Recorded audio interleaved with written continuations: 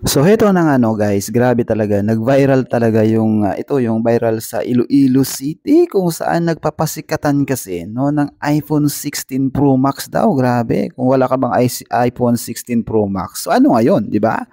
Oh, may sasakyan ka ba? Sabi niya pa. So grabe naman yung panahon ngayon no.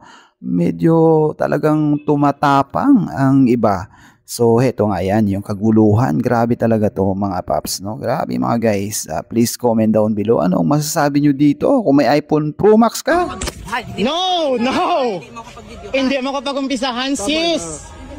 Hindi mo kapag-umpisahan. Hindi mo kapag-umpisahan sa ano? Okay. Hindi mo kapag-umpisahan sa Ano labot ko kami sa lakyan ka? Ikaw wala.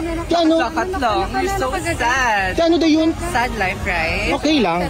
Sad life. Naka-iPhone pero hindi man iPhone 16 Pro Max pero sa akin nga mega. Ano labot? Ikaw din mo? Nakakonect sa salakyan ko. Wala to? Mabulong ka para. Wala to? Ano ka na?